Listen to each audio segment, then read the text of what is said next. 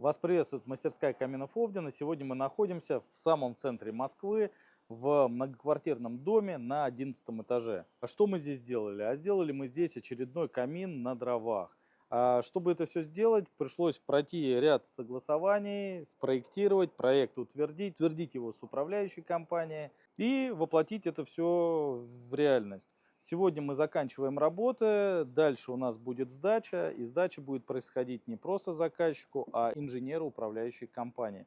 Давайте посмотрим, что у нас получилось. Каминная топка от компании Кратки Pro.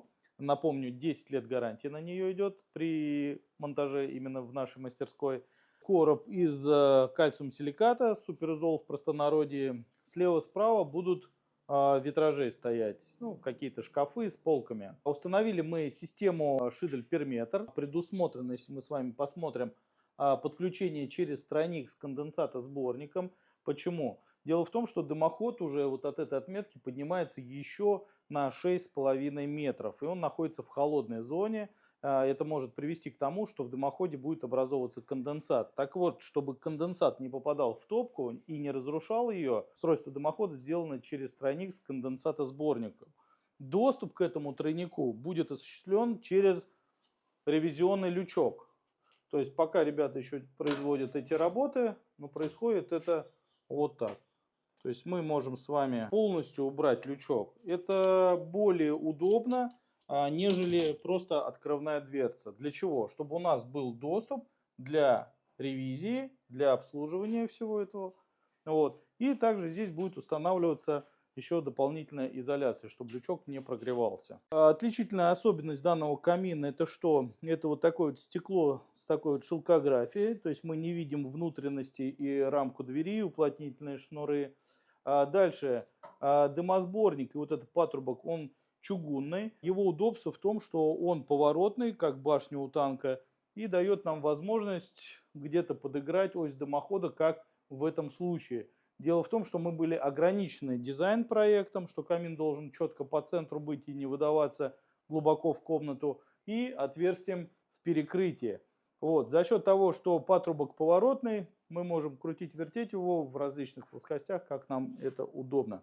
Давайте попробуем затопить этот камин. Ведь топить камин и проводить пусконаладочные работы нужно до того момента, как мы зашили короб и сделали отделку.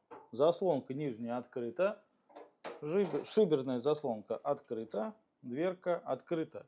Приток воздуха обеспечен за счет открытого окна. Для того, чтобы камин хорошо работал, должно быть много-много разных факторов. Первое – это сухие дрова, правильно возведена система дымоудаления, обеспечен приток воздуха. Сейчас у нас приоткрытое окно, но вообще здесь в квартире предусмотрена система приточно-вытяжной вентиляции. Вообще летом топить камин – это так себе удовольствие. Ну, во-первых, жарко, зачем вам еще избыток температуры, но на самом деле сейчас тяжело теплому воздуху горячему, да, подниматься тоже в тепло. Когда на улице будет холодно, тогда процесс горения будет более такой яркий, красочный, и система дымоудаления будет хорошо работать.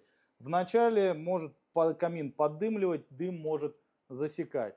Но, как мы видим, все работает хорошо с открытой дверцей.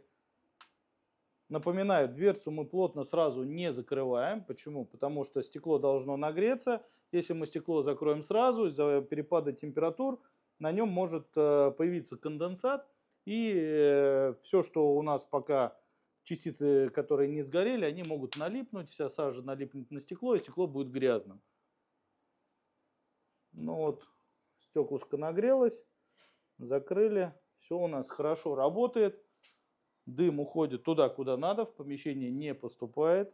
Можно смело зашивать короб. Как мы с вами уже увидели, камин можно установить в многоквартирном доме. Только самое главное, обращайтесь к профессионалам. А как он будет выглядеть уже в интерьере отделанный, вы увидите в следующем нашем видео. Подписывайтесь на нас, пишите комментарии под этим видео, будем рады ответить. Приезжайте к нам в гости в мастерскую каминов Овден, село Никитское, Домодедово.